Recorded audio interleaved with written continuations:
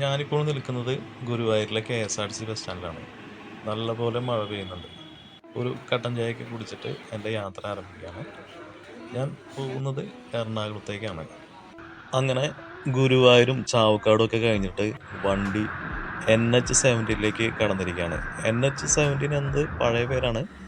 ഇപ്പോൾ ഈ റോഡിൻ്റെ പേര് NH-66. പനവേലിൽ നിന്ന് ആരംഭിക്കുന്ന ഈ റോഡ് അവസാനിക്കുന്നത് തമിഴ്നാട്ടിലെ കന്യാകുമാരിയിലാണ്. ഈ റോഡ് 6 ലൈൻ ആക്കാനുള്ള പരിപാടിയാണ്. അതിനുള്ള പണികളൊക്കെ ഇവിടെ നടന്നുകൊണ്ടിരിക്കുന്നുണ്ട്. അതുകൊണ്ട് വണ്ടി വളരെ പതുക്കെ തന്നെയാണ് പോകുന്നത്. പോകുന്ന വഴിയിൽ കുറച്ച് തടസ്സമൊക്കെ ഉണ്ട്. നമ്മളിപ്പോൾ എത്തിയിരിക്കുന്നത് തൃശ്ശൂർ ജില്ലയിലെ ചേറ്റുവയിലാണ്. ഇതൊരു അഴിമുഖമാണ്. ഇതൊരു ടൂറിസ്റ്റ് പ്ലേസും കൂടിയാണ്. അവിടെ കാണുന്ന ആ ദ്വീപിനെ രാജാദ്വീപ് എന്ന് പറയും. രാജക്കാരുടെ കയ്യിലാണ് ആ ദ്വീപ് ഇരിക്കുന്നത്. ആയുർവേദ മസാജിങ്ങൊക്കെ അവൈലബിൾ ആണ്. പിന്നെ അതുപോലെ തന്നെ ഇവിടെയുള്ള ചെറിയ തട്ടുകടകളിലൊക്കെ കല്ലുമ്മക്കായി കിട്ടും. ഒരു ദിവസമൊക്കെ സ്പെൻഡ് ചെയ്യാൻ പറ്റിയ ഒരു സ്ഥലം കൂടിയാണ് ഈ ചേറ്റുവ. വാടാനപ്പള്ളിയും ശ്രീരാമൻ്റെ തൃപ്പരയാറും കഴിഞ്ഞ് അങ്ങനെ കൊടുങ്ങല്ലൂരിനോട് അടുത്തുകൊണ്ടിരിക്കുകയാണ്. കൊടുങ്ങല്ലൂരിൽ എത്തിക്കഴിഞ്ഞാൽ അവിടുത്തെ അമ്പലം ഒന്നും വലം ചുറ്റേണ്ടതായിട്ട് വരും. കൊടുങ്ങല്ലൂരിന് ആ പേര് നൽകിയ അമ്പലവും വലം വെച്ചിട്ട് നമ്മൾ എത്തിച്ചേരുന്നത് പെരിയാറിന് മുകളിലേക്കാണ്. കൊടുങ്ങല്ലൂരിൻ്റെ മറ്റൊരു പേരാണ് മുസിരിസ് എന്നത്. 1000 വർഷങ്ങൾക്ക് മുമ്പ് ഇതൊരു വലിയ തുറമുഖമായിരുന്നു. ആ തുറമുഖത്തിൻ്റെ പേരായിരുന്നു മുസിരിസ്. ഇന്ന് മുസിരിസ് പൈതൃക പദ്ധതിയുടെ ഭാഗമായിട്ട് ഒരുപാട് ടൂറിസ്റ്റ് കേന്ദ്രങ്ങൾ ഇവിടെയുണ്ട്. കടലിറങ്ങി കരയായ പ്രദേശമായതുകൊണ്ട് തന്നെ ഇവിടെ കുറേ കുളങ്ങളും അതുപോലെ തന്നെ തോടുകളും പോകുന്ന യാത്രയിൽ നമുക്ക് കാണാൻ സാധിക്കും.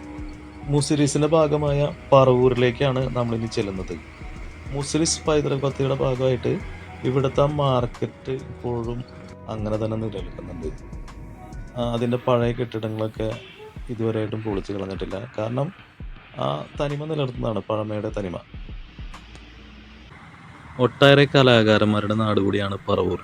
പറവൂർ ഭരതൻ അതുപോലെ തന്നെ സലിംകുമാറൊക്കെ ഈ നാട്ടുകാരാണ്. പിന്നെ നമ്മുടെ പ്രതിപക്ഷ നേതാവ് VD സതീശൻ്റെ മണ്ഡലം കൂടിയാണ് പറവൂർ. മഴ വീണ്ടും പെയ്യാൻ തുടങ്ങി. ഇത് പറവൂരിലെ KSRTC ബസ് സ്റ്റാൻഡ്. ഒരുപക്ഷെ ആ റോഡുകളൊക്കെ നന്നാക്കി 6 വരിപ്പാതയൊക്കെ വന്നു കഴിഞ്ഞാൽ ഈ KSRTC ബസ് സ്റ്റാൻഡ് വലുതാവും. നമ്മളിപ്പോൾ എത്തിയിരിക്കുന്ന സ്ഥലം വരാപ്പുഴയാണ്. ഇതിനടുത്താണ് മഞ്ഞുമൽ. മഞ്ഞുമൽ ബോയ്സ് സിനിമയിൽ ഇങ്ങനെ ഒരു പാട്ടിലൊരു വരിയുണ്ട്, പെരിയാറിന് അരുമകളിലെ എന്ന്. ആ പെരിയാറിലേക്കാണ് നമ്മൾ എത്തിച്ചേരുന്നത്.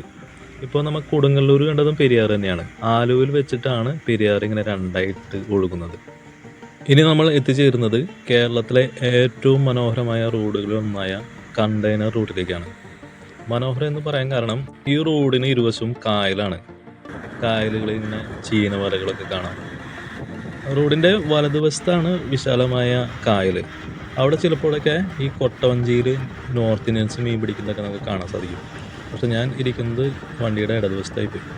അങ്ങനെ കണ്ടെയ്നർ റൂട്ടിൽ നിന്ന് നമ്മൾ ഗോശ്രീ പാലത്തിലേക്ക് കിടക്കുകയാണ്. ഇവിടെ സാധാരണഗതിയിൽ ഒരുപാട് ബോട്ടുകൾ കിടക്കുന്നത് കാണാമായിരുന്നു. പക്ഷെ ഇന്നില്ല, എല്ലാവരും മീൻ പിടിക്കാൻ പോയിട്ടുണ്ടെന്ന് തോന്നുന്നു. പിന്നെ ഇവിടെ ഒരു ചെറിയ വഞ്ചിയിൽ മീൻപിടുത്തക്കാർ പോകുന്നുണ്ട്. അങ്ങനെ നമ്മൾ കേരളത്തിലെ കോൺക്രീറ്റ് നഗരം എന്ന് പറയാവുന്ന എറണാകുളത്തേക്ക് എത്തിയിരിക്കുകയാണ്. ഇനി ഞാൻ ഇവിടുത്തെ ഹൈക്കോടതി ജംഗ്ഷനിൽ ഇറങ്ങുകയാണ്. അപ്പോൾ നമുക്കിനി അടുത്ത വീഡിയോയിൽ കാണാം.